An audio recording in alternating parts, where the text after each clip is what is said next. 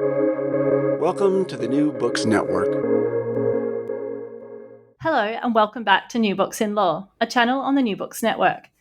I'm Jane Richards and today I'm speaking with Dan Mattingly about his latest book published in 2020 by Cambridge University Press.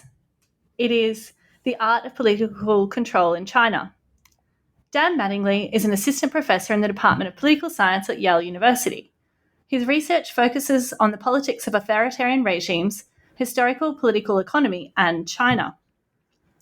His book that we're discussing today, The Art of Political Control in China, was named as one of the best books of 2020 by Foreign Affairs magazines.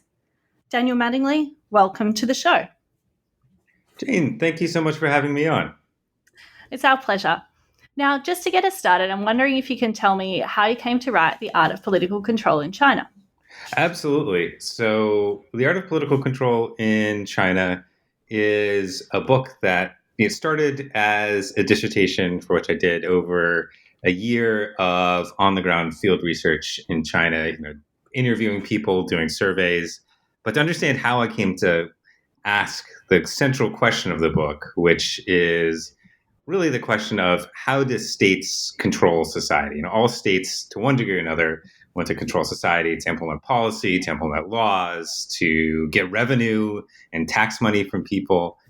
You have to go, I think, a little bit further back in my personal history to the first time I lived in China, which was 2004 to 2006, when I was a teacher in Hunan province in China. And I went with some of my colleagues on this really amazing boat cruise down the Yangtze River from Chongqing to Wuhan. And this was in the middle of the Three Gorges Dam filling up, right? So as we were going down this river, you would see these really kind of striking visual reminders of just how effective, strong, powerful, and able to control society the Chinese state is. So we were going down the river at this period, and we would see all these towns that had been completely abandoned and evacuated, these ghost towns, for the creation of the Three Gorges Dam. And I think there's a sort of amazing facet of the Chinese state. If you think about the ability of the state to move millions of people off their land for this big project like the Three Gorges Dam, and was something that kind of intrigued me. I think there's maybe from a normative perspective, from an environmental perspective, there are ways to critique these big state-run development projects like the Three Gorges Dam or urbanization projects. But at the same time, it's fascinating and astounding, I think, that the Chinese state, especially relative to other developing states, has been able to implement things like the Three Gorges Dam. So you're able to go down the Yangtze River and see, at least in this period of time, 2005, 2006, see all these ghost towns. Millions of people moved off their land. So that was the kind of partially the deep history, the impetus for writing this book was just being intrigued by how is it that the Chinese state is so effective and able to control society in the way that a lot of developing states are not. That's really interesting, and I do think that comes through in the book. I guess it relates to it. So because you open the book with a quote from Sun Yat-sen. Now, he was the first president of the Republic of China in 1911 after the revolution, which overthrew the last of the Chinese dynasties, which was the Qing dynasty. He also later became the leader of the Kuomintang, which was the Chinese Nationalist Party during that era. So your opening quote of the book from Dr. Sun in 1924 is that he says, "How can a government be made all-powerful? Once the government is all-powerful, how can it be made responsive to the will of the people?" Now, I think this applies to the example that you just gave us and also really well to the hypothesis of your book. Can you explain how you think the art of political control has helped to make the government of China all-powerful, and also how this all-powerful government can be made responsive either because of or despite this political control? Well, that's a really important question, right? It's this sort of central dilemma for all governments. Before Sun Yat-sen said that in 1924, one of the founding fathers of the United States, James Madison, said something similar about, in framing a government, the great difficulty lies in this: you must first enable the government to control the governed, and then in the next place oblige the government, to control itself. So this kind of paradox is, I think, central to all governments, not just the Chinese government. But from the perspective of someone like Sun Yat-sen writing just after the fall of the Qing dynasty, in the context of China that had been pushed around by foreign powers and a government under the Qing, and then under ultimately under the nationalists as well, that wasn't that effective.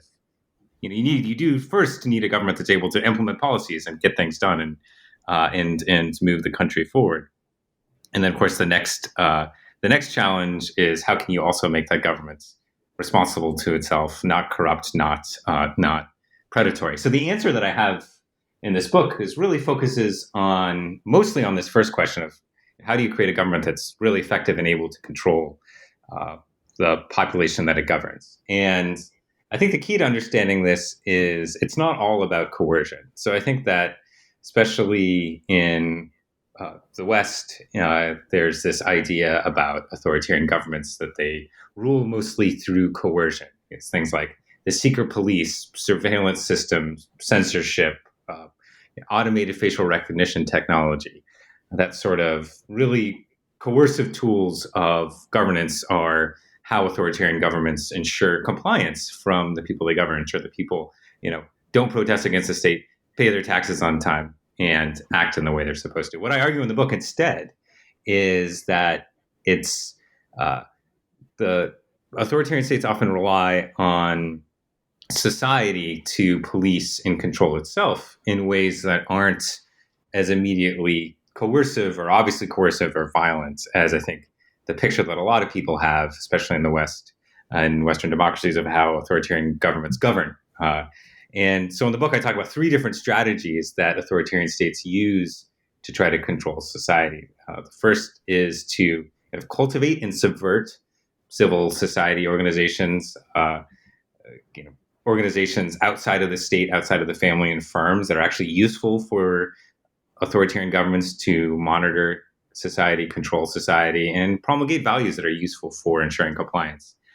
Authoritarian states also often co-opt, as a second strategy, influential social leaders who, especially at the local level, at the grassroots level, can be very helpful for states to ensure compliance with what states want, whether that's not protesting or some kind of revenue extraction. And then the third strategy I talk about is infiltration. And I think this is something that, of the 3 strategies I talk about, this is what's gotten the most press in the last 3 years in the West, which is this idea that Leninist political systems, or kind of quasi-Leninist political systems like the Chinese Communist Party's political system, invest also a lot in creating parastate organizations, whether it's Communist Party cells or neighborhood committees, that penetrate down to the grassroots and are useful for monitoring and controlling society. So it's those 3 strategies, to come back to your original question, that are the key to understanding how the state controls society. They're subverting civil society, co-opting civil society social leaders, and infiltrating society.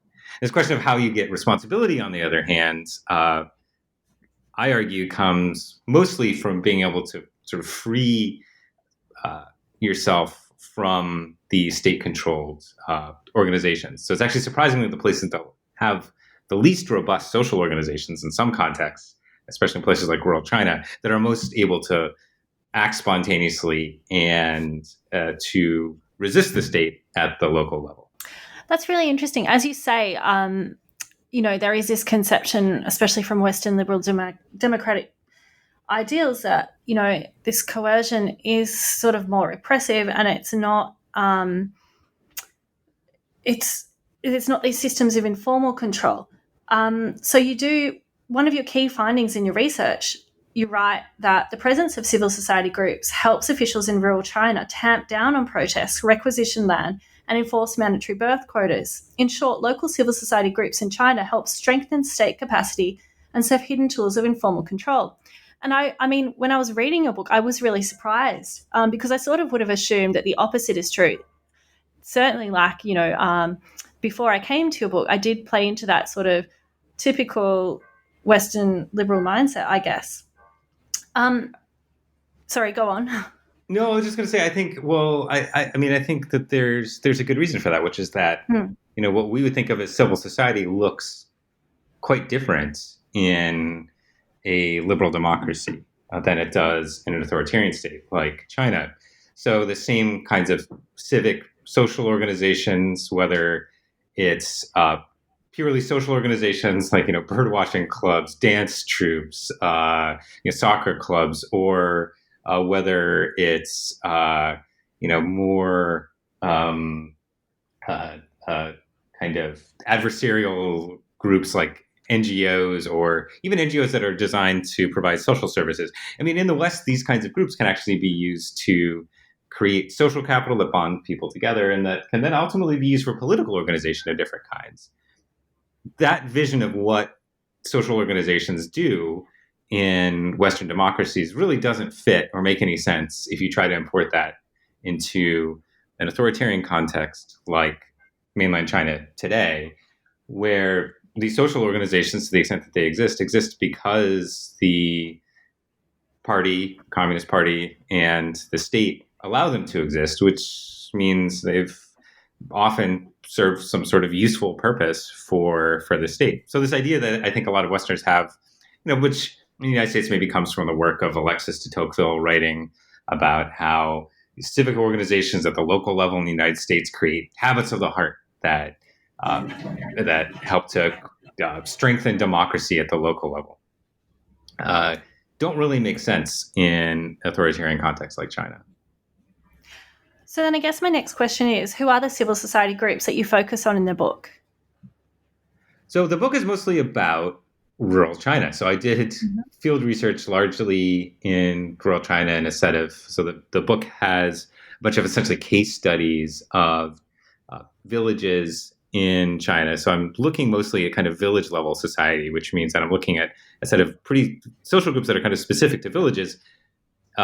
Things like lineage associations. These are kinship associations, extended networks, when in some contexts are called clans. Although if you want to get deep into it in the anthropological literature in China, there's a distinction made between lineages and clans. But the thing here to know is that these are extended kinship networks that have often associations at the village level. I also look at temple organizations, especially folk religious temple organizations, which are common, especially in parts of southern coastal China, although they exist in many other places in China.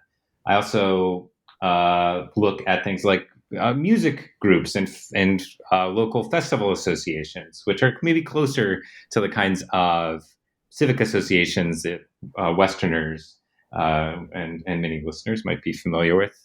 And I also look at parastate organizations. So I specifically look at what are called villager small groups, which are groups of often a few dozen households that are grouped together in a village that often have a small group leader who's kind of like the local neighborhood's watch leader, who's responsible for helping to promulgate and enforce policy at the local, who's helps the village committee and the village party secretary to roll out policy. So these are all kind of, I think, from a certain perspective, organizations that you don't see elsewhere. You don't see in urban China, and you don't see outside of China. But I do think that there's a kind of core here that does travel, I think, beyond rural China to how these organizations work, even if the specific social forms are specific to rural China. I think in the big picture, they look a lot like civic groups elsewhere. So in the book, I kind of try to draw in examples that at least are fun for me to write about of other kinds of social groups, whether it's thinking about the role of or the Orthodox Church in Russia, or civic groups in the United States, or clans in Scotland. I do try to help readers understand how these findings might travel. And that's really interesting. So then you've touched on this already. You talked about subversion, cooptation, and infiltration. But then can you expand a little bit more on how autocracies, and especially in China, use these groups to subject citizens to coercive controls and what the ultimate political outcome is? Yeah, so the book really focuses on explaining three things about what the Chinese Communist Party is doing in rural China. And these are the kind of key outcomes, in a sense, that the party cares about in in rural China in terms of governance outcomes, setting aside poverty alleviation, which is one of the most, which is one of the important outcomes in terms of what the state wants from society. Partly, it's first political control, lack of ensuring there isn't protest, land requisitions. So, in order to understand how urbanization and development happens in China, it usually involves, especially in the early 2010s, huge amounts of land requisitions, where land from farmers was requisitioned by the state and then converted to urban or industrial use. Farmers, in some cases, especially if they live near big cities, got pretty good compensation, but in parts of more rural China, we're actually often, as I show in the book, getting pretty bad compensation. Nowhere near what the land was worth, and we're on balance unhappy with it. And the third policy I look at is family planning policy. What used to be called the one-child policy. Obviously, that has changed as China's demographics have changed. But in the past, the one-child policy was one of the key policy outcomes that the state cared about in rural China until about 5 years ago. And so the question is, how can the state control society and do things like requisition land, the most valuable asset that most farmers have, and do things like enforce the one-child policy, which in rural China was relatively unpopular, more popular in urban China, but was relatively unpopular in rural China. And do those two things without encountering large amounts of protest. So what I argue in the book is that these local social groups are quite useful for the state for enforcing these policies without running into protests and without using violence and coercion to get people to do what they want. So to give you an example, talk about the current paramount leader of China, the General Secretary of the Chinese Communist Party, Xi Jinping. Right, Xi Jinping today is at the apex of power in China, but he started off his career as a teenager, as a sent-down youth during the Cultural Revolution, when he was sent down to a village, and he eventually became the party secretary of this village during the Cultural Revolution. And he wanted to make his mark on the village. So the first project that he wanted to do was to build this big dam in this village, which would potentially benefit villagers by making irrigation easier. And he wanted to roll out this plan, but quickly ran into a problem, which was that in order to build a dam, it would involve having to dam up land that was a cemetery for the dominant lineage group in the village. So, lineage groups, again, are these extended kinship networks in this village of Liangjiahe, which is where Xi Jinping was sent. Lineage ties were very strong, very important. So how was Xi Jinping, what was the strategy that he used then to try to get this lineage group to give up its land? Well, he actually found these lineage group ties to be quite useful, because what he could do was, instead of Xi Jinping himself having to go and, as this teenager, try to convince these older villagers who'd been there their whole lives to try to move off their land, the fact that there were these strong lineage ties and lineage associations meant that he could go to the lineage elders and ask the lineage elders to persuade other members of their lineage, specifically this holdout family, to move off their land. So that's what Xi Jinping did. He went to the lineage elders, and the lineage elders kind of twisted arms until they got this one holdout family to move off their land. They were able to then build a dam. So this is Xi Jinping at the very beginning of his career, understanding how to operate the levers of power, and understanding at a very kind of micro level, at the village level, the community level, how to get things done. And it was important for him to be able to work through these social groups in order to ensure compliance and Communist Party control in this village. And so the book, this is one example. It's probably of the most famous person alive today in China, using these tactics, but looking across a broader set of villages, I argue that it's often things like these lineage associations or dance groups or what have you that are useful for political leaders for doing a couple things. One, identifying who is unhappy and who needs sort of political work done on them, and two, in a kind of non-coercive or non-violent way, trying to persuade them to go along with what the state wants, whether that's giving up that parcel of land for a development project for a dam, or whether it's complying with the one-child policy. And so I guess my next question is, applying this sort of experience of Xi Jinping more broadly, from what your findings, how do you think that civil society can be cultivated to encourage deference to the state? Yeah, so to a certain extent, the relationship between these groups and the state is somewhat, symbiotic or mutual, and it can be delicate, especially given the ideology of the Chinese Communist Party to try to actively cultivate local civil society. So there's specific barriers for Communist Party leaders in rural China when it comes to cultivating certain types of groups. So if it's something like a lineage association or a temple association, the charter, the ideology of the Chinese Communist Party forbids, restricts, discourages party leaders from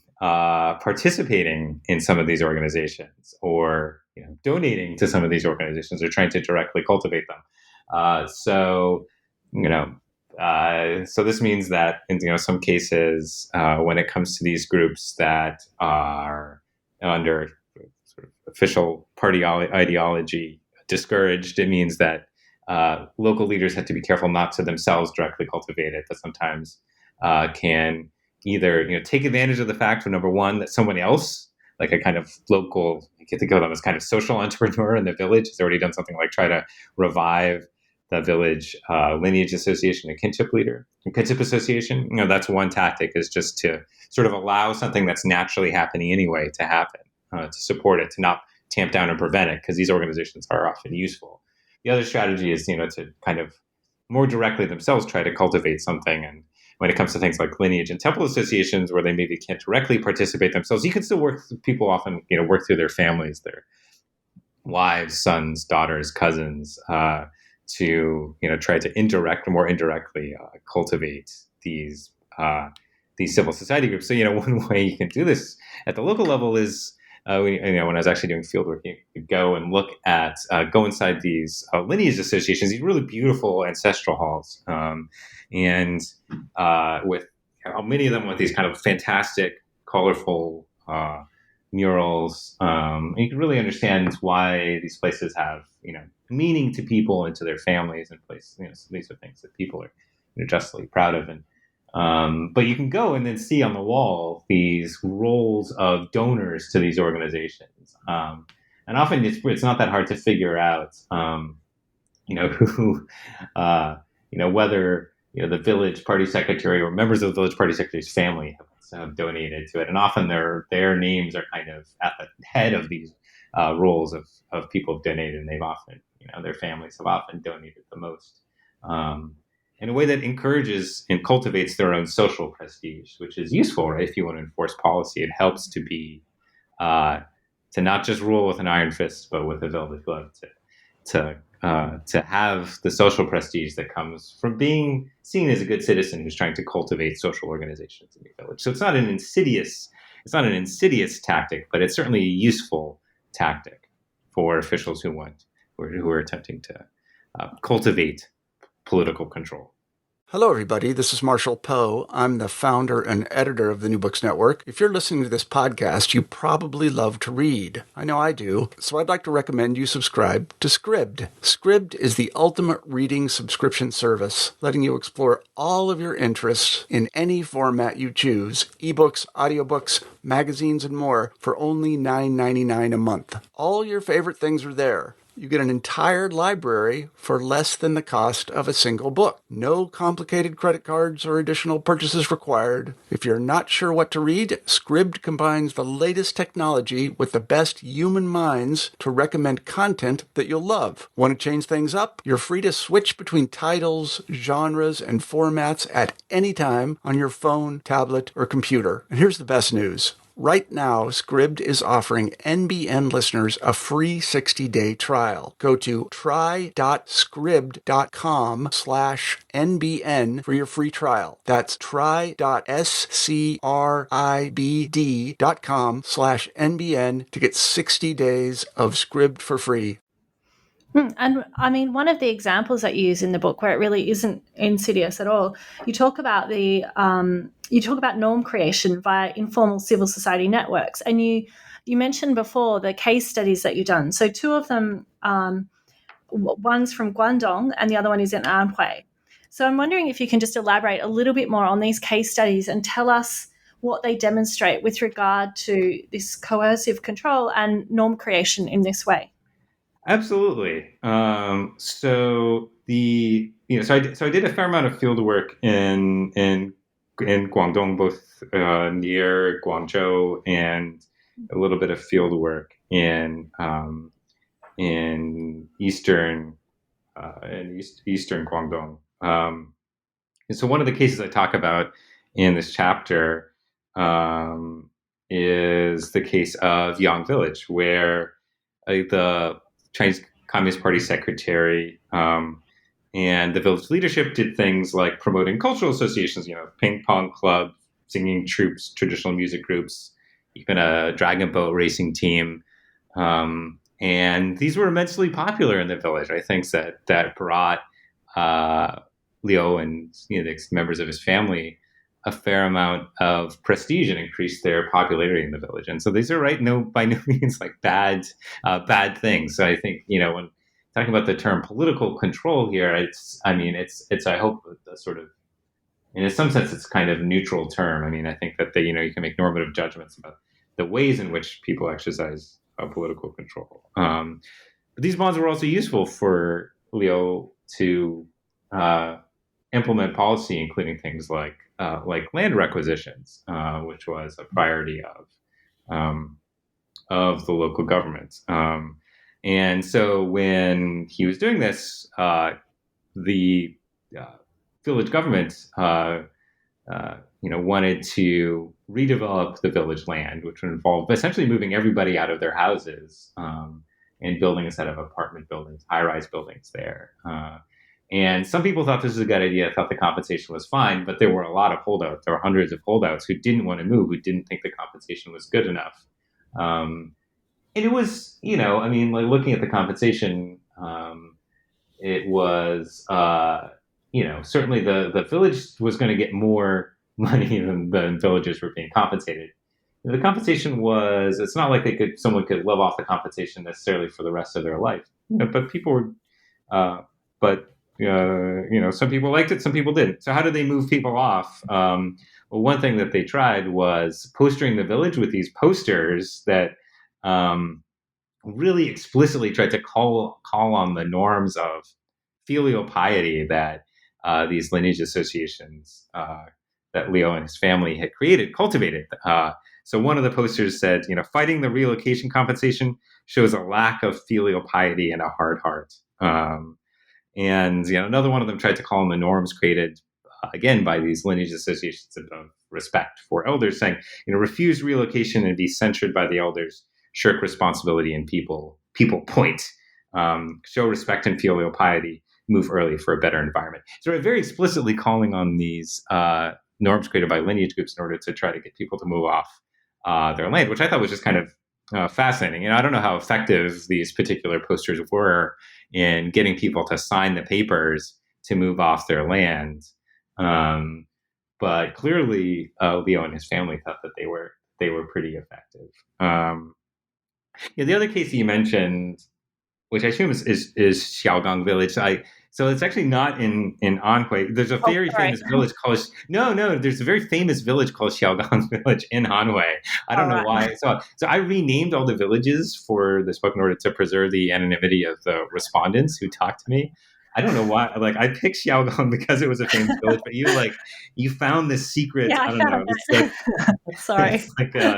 It's like an Easter egg in this book for people who really care about rural China. But it's not the Xiaogang village. It's another village with a name that was actually, well, anyway, it's close enough to Xiaogang. I thought it'd be fun to name it Xiaogang, but I guess it's misled somebody who knows a lot about China. Yeah, in this case, it was kind of a similar story. So the story of Xi Jinping trying to build the dam, which was that this village of Xiaogang, they wanted to upgrade their. It's actually in Henan province, not Anhui. They wanted to upgrade their electrical system. They wanted people. They wanted this farmer to move off the land in order to upgrade it. Basically, they're gonna have to put a pole in his field, and this farmer's like, I don't want you to just because it's gonna take up part of my land. I'm gonna lose some of my crop every year. You're going to put this pole in my field without giving me anything. And basically, again, this is useful for the fact that this village had really strong associations meant that, the local, party cadre. So I talked to the party secretary of this village, who was, exasperated by this guy who would move off his land or wouldn't give up, this piece of land for this electrical pole that was going to benefit everybody in the village. He told me, like, well, what did I do? I went to basically his uncle, and in the clan, in the lineage group, and told him to put some pressure on this guy to do it. And basically, because this elder came to him, it was really hard for him socially. It was really hard for him to refuse without being he wouldn't have been ostracized necessarily from the village, but he would have looked bad. So he did end up moving off of his land. So these norms, again, of deference to and respect for elders, there's nothing inherently bad about this set of norms at all. But the point I'm making in the book is that it's useful for the state for implementing policy. That's interesting, because I think what the case studies demonstrate is this system of political control is pretty effective. But then at the same time, there are real limits to political control in this sort of coercive way. So I wonder if you can talk a bit now about what you see as the key challenges then to the Communist Party's system of political control that happens in this sort of non-repressive, non-violent, coercive system. Yeah, well, so a couple of things. Well, first, I don't want to diminish the fact that there is a repressive, coercive, violent dimension to political control in China and authoritarian systems. I think the obvious case that's important to talk about here is Xinjiang, where the way that political control is exercised is quite coercive. It's through camps, intense surveillance, jailing people, and systematic human rights abuses. So I don't want to suggest that all political control all the time in China and authoritarian systems is non-coercive, because it is repressive, and you have cases like Xinjiang where there are human rights violations that are happening and extraordinary amounts of repression. I do think so. With that important caveat, most of the time in authoritarian systems like China, that's not how the state is operating, and I think you can look at ebbs and flows and ups and downs of how what the tools of political control that states use are. But one set of things that I think is always in the kind of quiver of authoritarian states are these more informal, less coercive sets of tools for political control that often that people in the past have paid less attention to. So, getting back to this question of what are the challenges, I'll highlight two of them. The first is that these strategies of political control, they can become in some cases less effective over time, and they are they're flexible, which means that they might not have the rigidity that that some leaders want. So what do I mean by that? Well, first, when it comes to some of these tactics of political control, you think about like cultivating local elites, or trying to co-opt the leaders of lineage groups in order to do things like requisition land. Well, if you do this in the context of what you could think of as a kind of repeated interaction, like then a game theorist might talk about a repeated game, it does create incentives for everybody to sort of behave themselves over the long run. So like if I'm asking you to pay your taxes, to pay fees to the state, to maybe give some of your land to the state, you're not going to keep doing that unless you're getting something in return. There can be a problem though if you move from this kind of repeated interaction to what you could think of as a more one-shot game, which does give people incentives to cheat. And so the kind of extraordinary wealth generation that happens and the extraordinary corruption that happened in China, especially at the end of the Hu Jintao, beginning of the Xi Jinping era, created incentives for local officials to really, treat their position in the local government as an ATM. And this means that, if they're doing things like trying to requisition land and get people off it and using these social organizations to do it, it can really erode the credibility and the social fabric of villages, especially in rural China, using these more informal strategies. It can really erode social ties. So it's not something that, that all states can kind of do all the time. I think the second big picture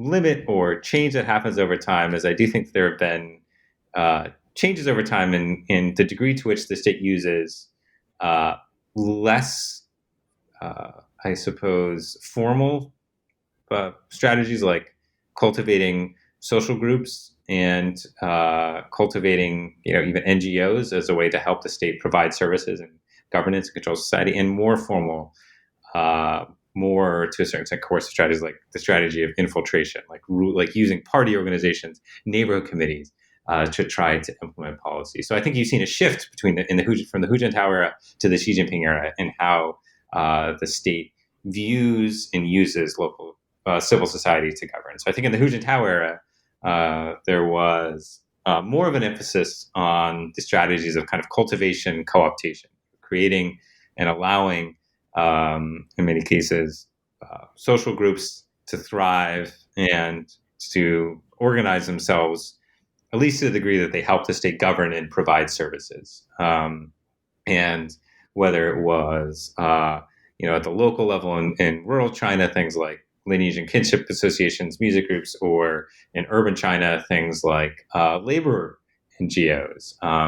And there was some room in the Hu Jintao era for these organizations to exist, to organize people, but they existed so long as they were useful for the state to make society more kind of legible, to control society, to provide services. Now in the Xi Jinping era, I think there's been this turn more towards the harder tools of repression, especially in places like Xinjiang, but also in a lot of society, the tool using infiltration, especially party cells, residence committees in urban China, the grid management system, which is a policing system of where cities are literally divided into kind of grids, and in rural China, village or small groups, which is something you see really vividly happening with the coronavirus response. On maybe the kind of positive side, where the government under Xi really relied on residence committees to monitor and enforce quarantines a year ago, in February, March of 2020. It was these urban neighborhood committees, these residence committees that were checking people in, taking temperatures, and enforcing quarantines. And formal party organizations too, like party cells in firms, have also become increasingly important. So while under Xi Jinping, the Communist Party has done a lot to try to shut down civil society groups that are allowed to exists in the Hu-Jintao. So you've seen this kind of rebalancing, this move towards infiltration over through these kind of more easy, directly to control organizations instead of cultivation. But I think the downside to that for the Communist Party is it's less flexible and, in a sense, more brittle than the way that the Communist Party governed under Hu Jintao. That was a long-winded answer. Sorry. No, it's good. It's good. It's really interesting. I guess this is a good point to pick up. You mentioned before the ways that you sort of measure the effectiveness of these tools of coercive social control or political control, you could say. So you talk about the systems of land expropriation, family planning and protest. So I'm wondering if you can talk to each of these points about, how this plays out through these systems of political control, these coercive systems, firstly about land expropriation, and then perhaps the impact of family planning policies over the past 40 years, and then the scope for protest in Chinese villages, and whether or not they're curbed, if at all, especially in terms of, how you measure the effectiveness of this sort of political coercion in rural China. Yeah. So when it first, I want to tackle each of those, I guess, one by one. So when it comes to land requisitions, I think land rights have really been at the center of politics in China since the early 1900s. I think Sun Yat-sen who recognized that basically whoever solves the land problem will for Chinese farmers, for the Chinese peasantry, will have essentially one China. And Sun Yat-sen was right. Of course, it was Mao and the CCP that came to power partly in the back of a rural peasant-led revolution promising land redistribution, which of course the Communist Party did in the early 1950s, taking land away from landlords, often violently, or probably over 1 million people, dead in that 1950 to 1953 period, and redistributed land to farmers, to poor farmers, and ultimately equalized land holdings. So this first great redistribution of land in the early 1950s, and the system of collective agriculture that the CCP devised under Mao was, of course, a gigantic failure in equalizing livelihood, making people's lives better, making people prosperous and wealthy. The changes to the political system that happened at the very tail end of the Mao era and during the beginning of the Deng era, to give responsibility back to households to be able to cultivate their land rather than to farm in collectives, was really the engine that started this great, eradication of poverty and rise to wealth of the Chinese political system. But the next kind of great land redistribution started really happening in the late 90s, early 2000s, when the farmers in China today don't have individual, full, in the Western sense, property rights to land. Farmers can't sell their land. They can rent it out, but you can't sell it. Instead, in order to sell land has to be essentially confiscated, requisitions by local governments. And so what does this mean? Well, this kind of curious, strange legacy of the socialist period means that in order for land development to happen, or for urbanization to happen, or for industrialization to happen, you often have local governments essentially requisitioning land from farmers for compensating farmers on average significantly less than it's worth, and then developing the land. So the good thing that you get from this is development, urbanization, and wealth creation, taking people out of poverty. The bad thing is that ultimately this is happening on balance on the back of farmers. It's not always bad, but as the survey data I have in the book shows, from nationally representative surveys, on average, farmers are getting a kind of bad deal from this, even if on balance maybe it's good for China, it's not good for these farmers. And so the question then is how do these local governments move farmers off their land for significantly less than it's worth? How are they essentially reversing this great triumph of the Chinese Communist Party of the 1950s of equalizing land holdings in what's essentially a regressive redistribution of land from relatively poor smallholding farmers to now, the land is being given to developers. And certainly at the end of the Hu Jintao era, these officials making gobs of money from doing this. So that's the reason why land requisition is important. And again, going back, how is this accomplished? Partly through these social groups, whether it's Xi Jinping using lineage networks to try to push people off land for a dam, or it's an official in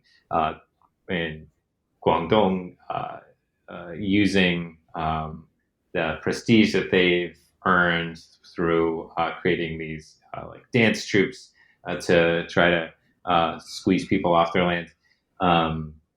It's a kind of a central question for understanding the livelihood of farmers and people in China.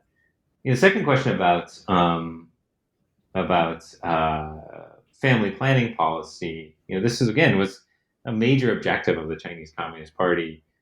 Starting really in the 70s, really before the one-child policy was promulgated, under Mao, there's the later, longer, fewer campaign where they're trying to encourage lower fertility rates. This really took off, of course, in the Deng era. There's a big debate in demography, which, I'm not a demographer, so I can't speak to this as an expert about, what's the actual kind of causal effect of the one-child policy on preventing births. It's not zero, but it's also probably not, probably didn't reduce fertility by hundreds and hundreds of millions because, as countries get wealthier, as China has, fertility naturally declines anyway, even in the absence of these kinds of policy interventions.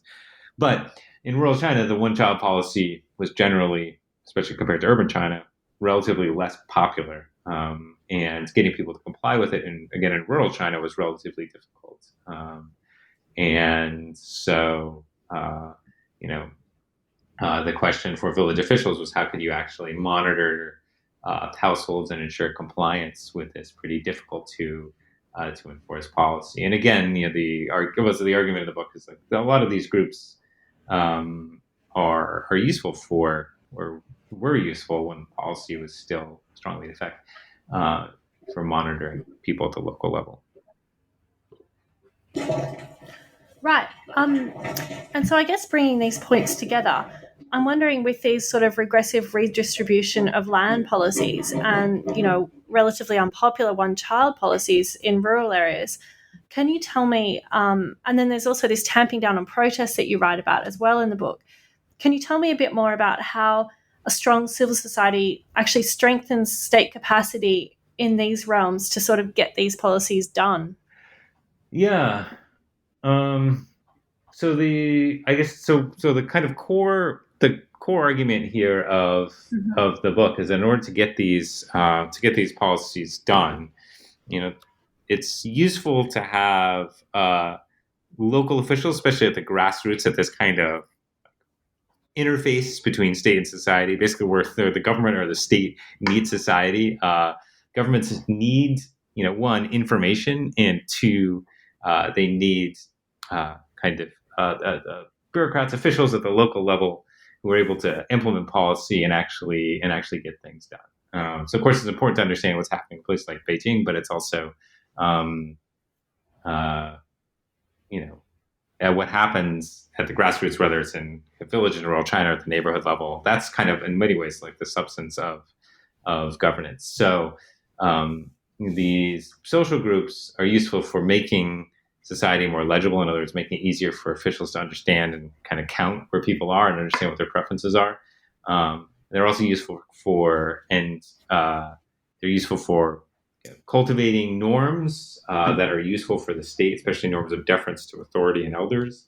They're also useful in a pretty direct way when it comes to these infiltrating organizations like neighborhood committees, for just having the kind of arms and ears at the local level to implement policy and to monitor people and tell people what needs to be done. Right, and I'm not sure if that answered. Oh, go ahead. Sorry. Yeah, no, it's fine. It actually does. Because you also write the flip side of informal control is that communities which lack strong social organizations maintain the possibility to mount spontaneous leaderless resistance. So I'm wondering if you can expand on this a little bit. Yeah, so this is something that we saw on the international stage with the protests in Hong Kong and in Spain, which is, we saw protests happening that were, generally leaderless. There weren't single, clear, identifiable groups that were organizing these protests or leaders, partly out of necessity because they're trying to evade the police, evade the state, and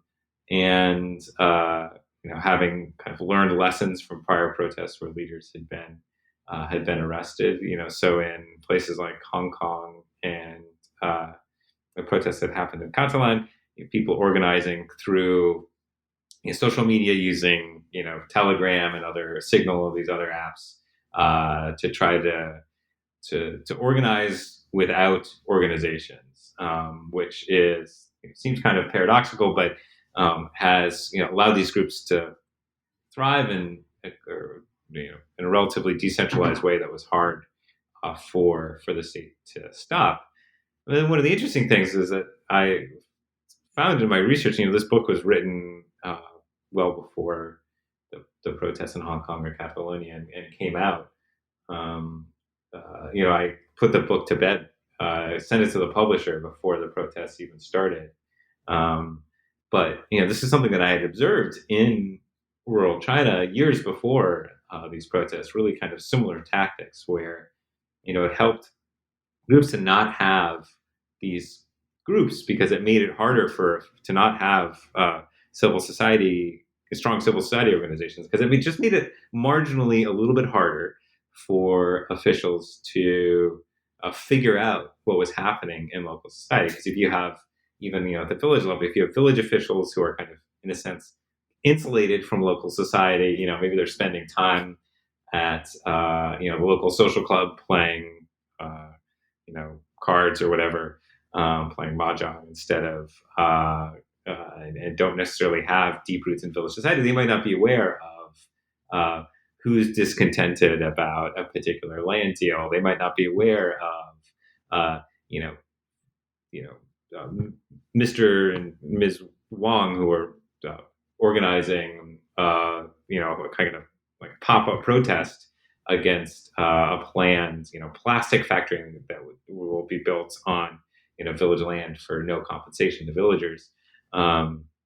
If you lack these connections to village society, it becomes harder to monitor and control it.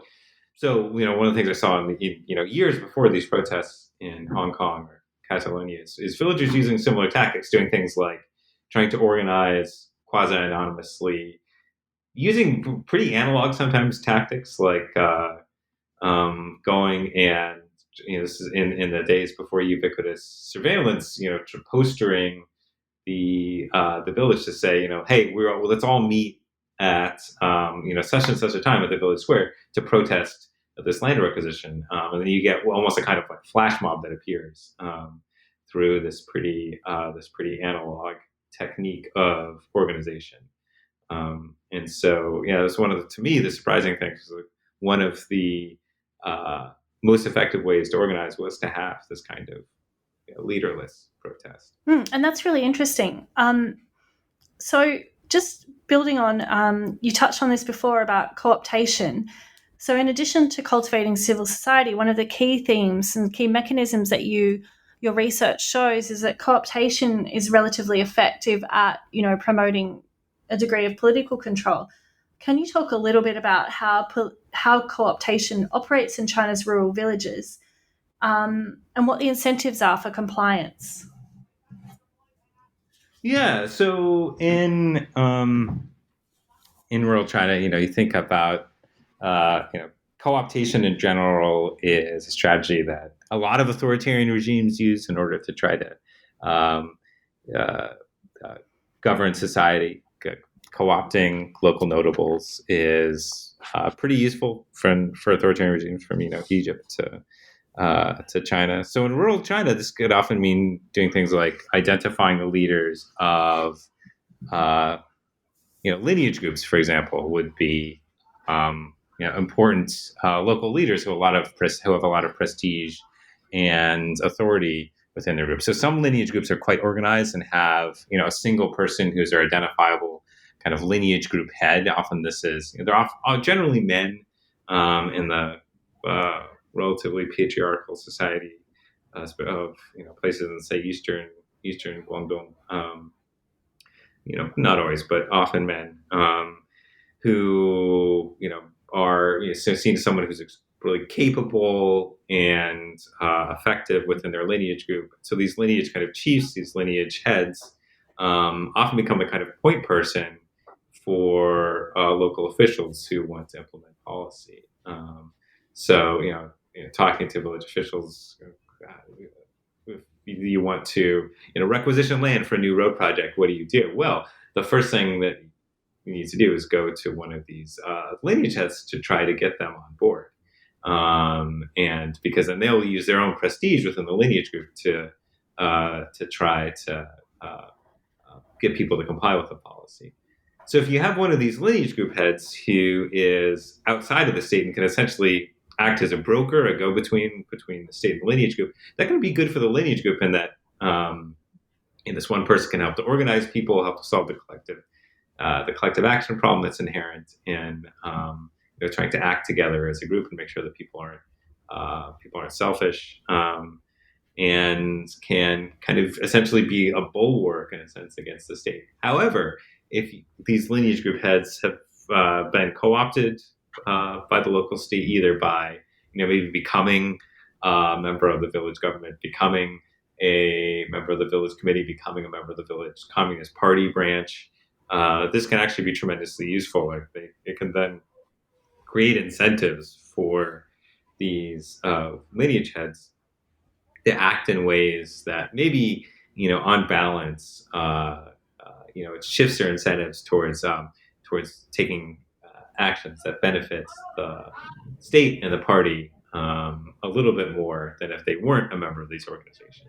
Because if you're on the village committee, whether it's maybe some corruption or financial advantage you might get from, say, a land deal, or if you're a party member, just party discipline can encourage you to help the party to implement policy if you're not necessarily engaging in corruption. So at the very local grassroots level, the strategy of co-optation can be quite useful. And then the final area of political coercion you write about is infiltration. So you have a chapter on infiltration, and in this chapter you focus on its strategy, where you write, networks of grassroots informants, each of them in charge of a local cell, can substitute the strategy of using non-state groups to govern.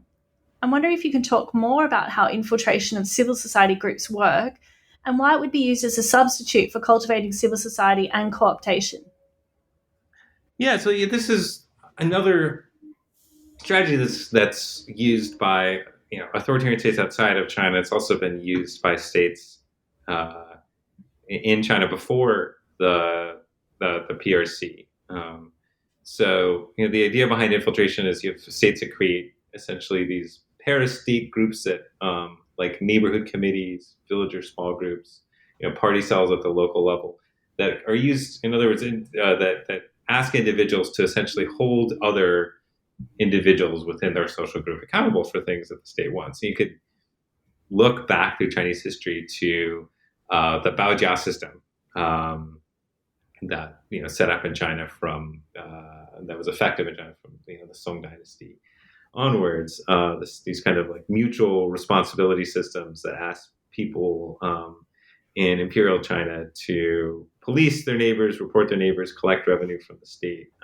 By under the Baojia system or the Lijia system, you'd have groups of 10 or 100 households, where you'd have one household that would rotate over time, who would be responsible for ensuring compliance with the law and for helping to collect revenue. That kind of older system now, there's a kind of echo in it in the neighborhood committees in urban China, the residence committees that are responsible for implementing policy and for monitoring people at the local level. So earlier I was talking about the coronavirus, implementing the coronavirus restrictions, which was something that had kind of public goods benefits, but of course was also a political control function of the state. The ability to control society and implement these quarantines is certainly an example of political control. The strategy of infiltration is also useful for doing things like enforcing the one-child policy. So these neighborhood committees, residence committees, are essential for monitoring people and ensuring compliance with the one-child policy. So if you have someone who's kind of the neighborhood minder, who's asked to report to the neighborhood village party secretary about which families might be expecting or not, and are they having a child who's over the birth quota.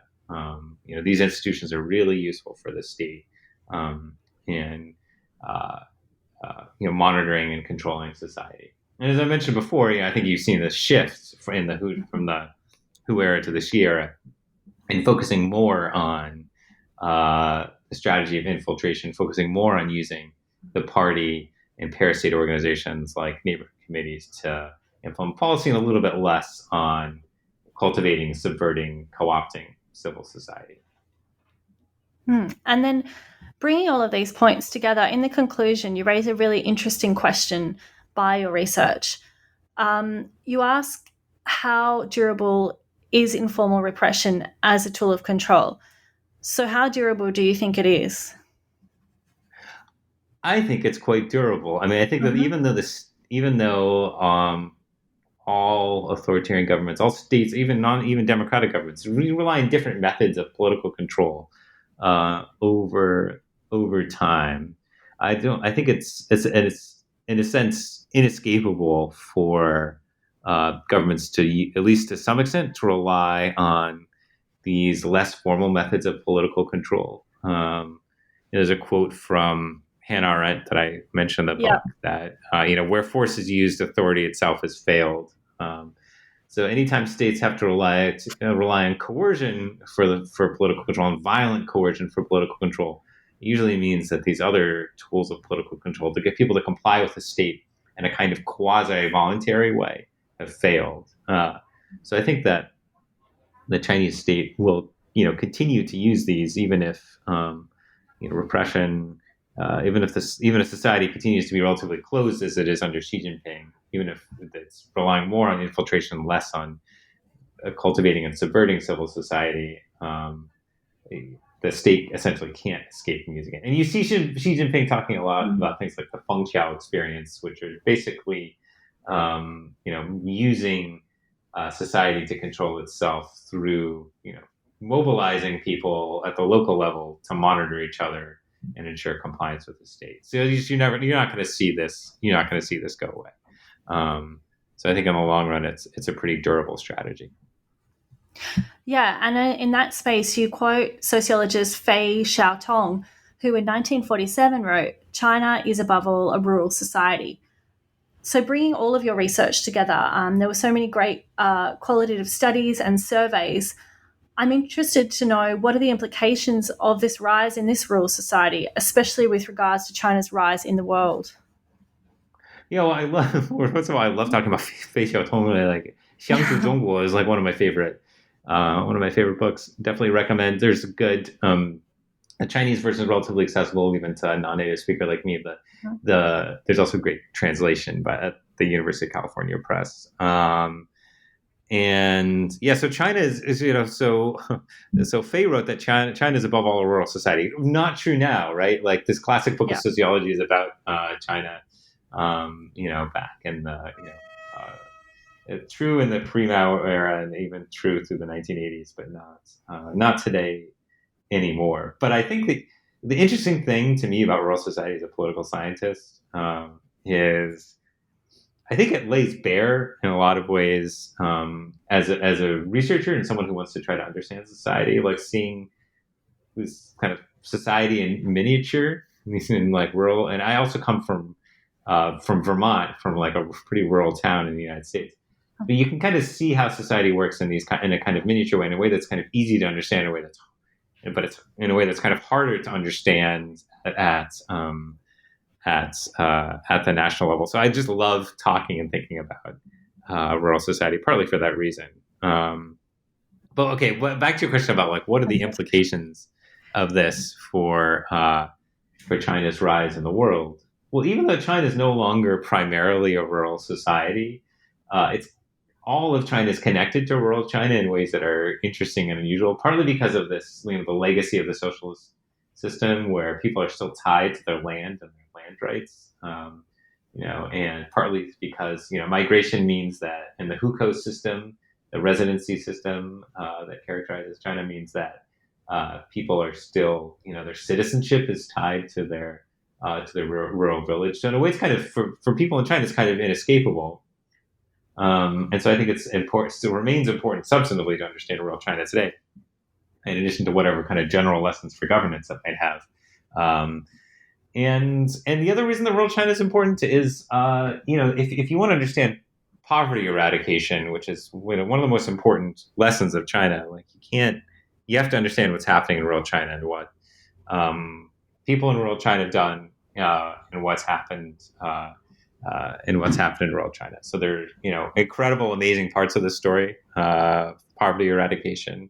And one of them, of course, is just understanding how did rural China develop. But the other piece of that is understanding the kind of, in a sense, more political, less economic story of it, which is, how did the state actually get things done, which is really hard for developing states. So understanding political control in rural China, I think, is important for governments around the world. That's really interesting. I really like that way you describe it and think about it as rural society being sort of society in miniature. It's fascinating. So you've said that, you think this is fairly durable, and that, we understand rural China to understand more. It's sort of indicative of what's going on more broadly. So then, bringing everything together, in your conclusion, you write about, what might be likely to be the best check on authoritarian power. So then what do you think is likely to be the best check on authoritarian power? As I write about in the book, I think at the very end of the book, it partly is the ability to have some kind of social organization that's free from state power, which in rural China has meant, in order for farmers to protect their rights, protect their land rights, often this has meant organizing and protesting against the local state, right? Not protesting against Communist Party rule, not protesting against the national government, but protesting against, corrupt local officials who are, requisitioning land without giving a lot of money to people, protesting against local officials who overstep the bounds when trying to enforce family planning policy. In order to do that, I think you need really vigorous protests and opposition. Of course, that's hard in an authoritarian system. I argue that it's actually, in a surprising way, sometimes easier without social organizations, the kinds of social organizations in the West we might associate with a robust civil society, with political accountability, are less obviously useful in an authoritarian context. So the best check against authoritarian power, I argue in the book, is protest, is collective action, and holding officials accountable. How do you get there? Well, there's no one size fits all answer to that question. But I think, as you've seen from